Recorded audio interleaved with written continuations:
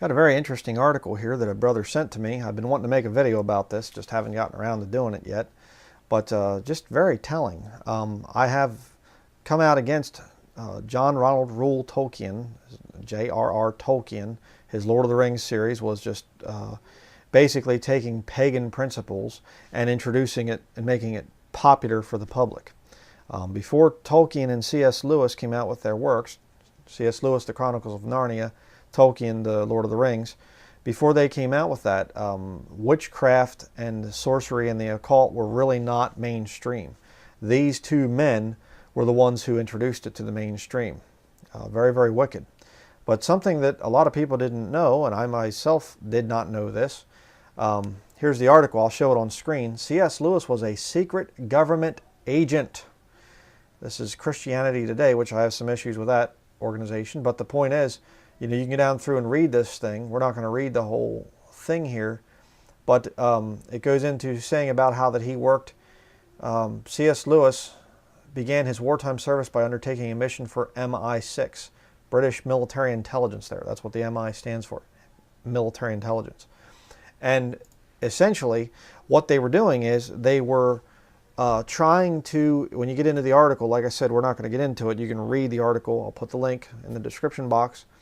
But what they were trying to do is they were trying to get two people and put propaganda out there to make people, I think it was the Norwegians, to make them feel like the British were interested in their culture and everything, which a lot of the Lord of the Rings mythology especially, Tolkien was an expert on a lot of the Icelandic, Norwegian myths. And so, you know, C.S. Lewis was reading stories and things like this, working for military intelligence, excuse me. Incredible, absolutely incredible. And of course, these guys were also members of different secret societies, you know, and so it's just like incredible. And yet a lot of people still think that C.S. Lewis is some kind of a hero of the faith. He's not. Doug Stauffer has a good book out on that, Dr. Doug Stauffer, about the Chronicles of Narnia, the whole C.S. Lewis thing. I mean, just to give you just a little bit of a basic thing that should kind of scare you off if you're a Christian, is the Chronicles of Narnia. You have Lucy, I think it is. Well, it was read to me when I was a boy. But Lucy, the one girl, I think it's Lucy. She is led around by Mr. Toomis, and what is he? He's a satyr. He's a half man, half goat. And you look at the description, you draw it out. It's like a description of the popular depiction of Satan. And this is her guide to take her through the land of Narnia. So, big problem. But again, very interesting.